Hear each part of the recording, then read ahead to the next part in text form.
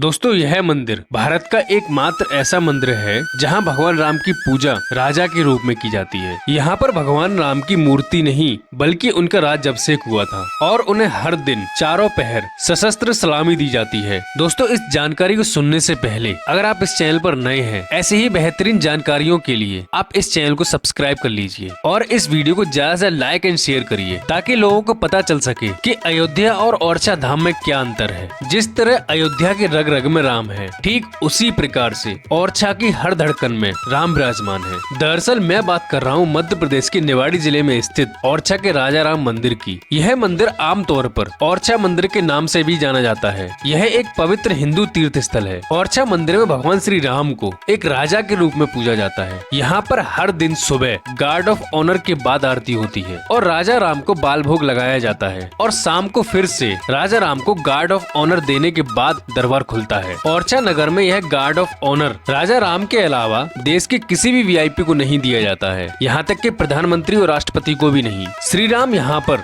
धर्म से ऊपर है, हिंदू हो या मुस्लिम, यहाँ पर श्री राम सभी के आराध्य हैं। आपको बता दें अयोध्या और ओरछा का यह संबंध लगभग 600 वर्ष पुराना है। कहा जाता है कि 16वीं शताब्दी में ओरछा के बुंदेला शासक मधुकर शाह की पत्नी रानी कुंवरी गणेश अयोध्या से श्री राम को ओरछा ले आई थी। पौराणिक मान्यताओं के अनुसार ओरछा के शासक मधुकर शाह श्री कृष्ण के भक्त थे, लेकिन उनकी महारानी कुंवरी गणेश श्री राम की भक्त थी। इसके चलते दोनों के बीच अक्सर विवाद भी होता था। एक बार मधुकर शाह ने अपनी रानी को वृंदावन जाने को कहा, पर उन्होंने अयोध्या जाने की इच्छा जताई। इस पर राजा ने गुस्सा करते हुए कहा कि अगर तुम्हारे राम सच में हैं, तो उन्हें अयोध्या से ओरछा लाकर दिखाओ। यह बात रानी को बहुत बुरी लगी। वे राम को अपने साथ ओरछा लाने के संकल्प के साथ अयोध्या के लिए रवाना हो गयी। वहाँ उन्होंने 21 दिन तप किया, लेकिन श्री राम के दर्शन न पाकर उन्होंने सरयू नदी में छलांग लगा दी। कहते हैं कि महारानी की ऐसी गहरी भक्ति देखकर भगवान राम नदी के जल में ही उनकी गोद में आ गए। कहा जाता है कि त्रेता युग में जब भगवान राम को